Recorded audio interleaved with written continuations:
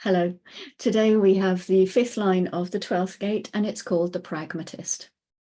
We have the lifetime learning of the success of restraint lies in not abandoning the lessons learnt when the phase ends.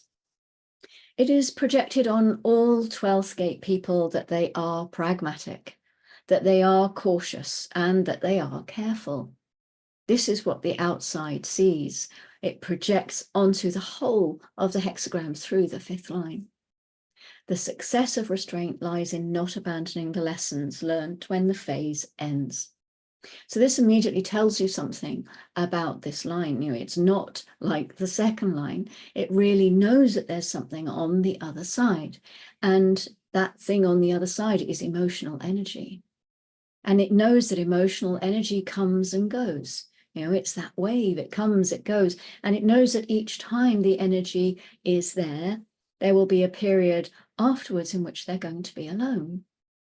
And they can stand still. And they can go through their process. But they also know that the experience of the emotional system is coming again. And they're ready for that. It's also projected onto these people that they are a lot more social than they actually are.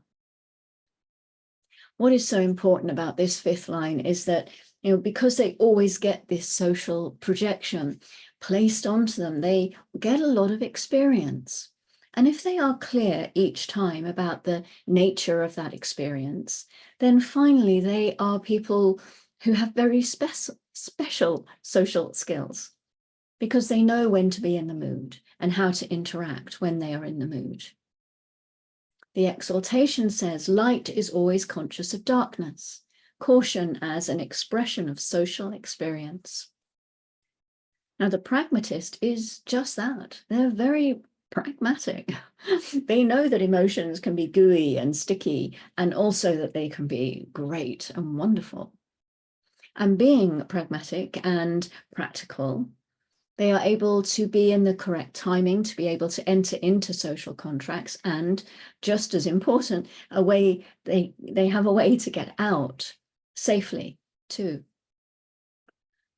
We know the nature of the fifth line is to be practical in times of crisis. So we know that they're only going to enter into that kind of a communion with the other in moments when it's not only practical to do it, but it's necessary to do it.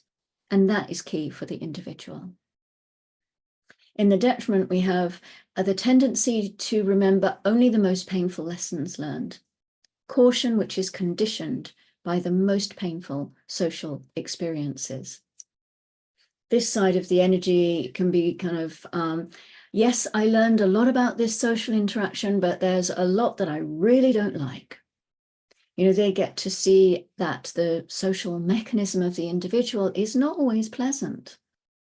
Even if you can explain yourself, it is a big part of what this gate really wants to do. It's a throat gate. If they can't explain themselves, that's when the collective shoots them down. But here it's saying, well, even when I can explain myself, it's not always going to be nice. There are forces that are just not worth dealing with. Fifth lines, if you really get to them, they remember the most painful lessons. They remember that type of hook. And then, because they've learned that lesson, they're able to say no and be cautious out of that experience because it was painful. And of course, that doesn't mean it was harmful to them or bad. It's simply that they will always remember what didn't work. And they won't get involved with that again because they are, by their very nature, cautious, regardless of how social they are.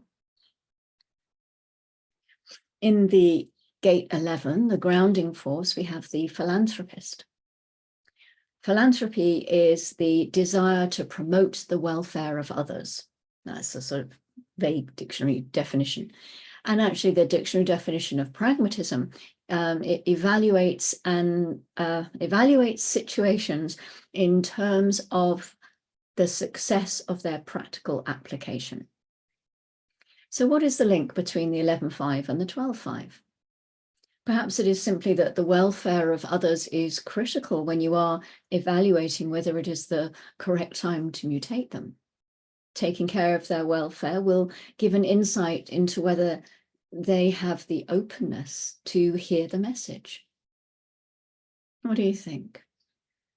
Please let me know if you have either of these lines, or how you experience them, or if you have any thoughts on this combination. Maybe someone you know has them. You've experienced them in that way. The moon is in gate 50 for a little while longer and remains in the splenic center when it moves into gate 28 at 11:35. So not very long, in a couple of hours. That is the gate of the game player and its individuality. So it has the keynotes of deafness and stubbornness and melancholy. This is a gate that wants to push the envelope. They want to see how far they can go. It's a bit of a gambling sort of energy here. They flirt with danger. They want to feel the thrill. It brings a sense of aliveness. And there is the potential to know what is and is not worth fighting for, guided by strategy and authority, of course. We find the fear of death here, or perhaps more accurately, the fear of dying before finding whether life has value or meaning or purpose. And then gate 44 at 22:38, the gate of alertness. This is where we are told that the success of any interaction is based on the absence of preconditions. This is a gate that is naturally aware of others' skills and is able to instinctively select the right person for a job. They're often called the personnel manager if you have this gate.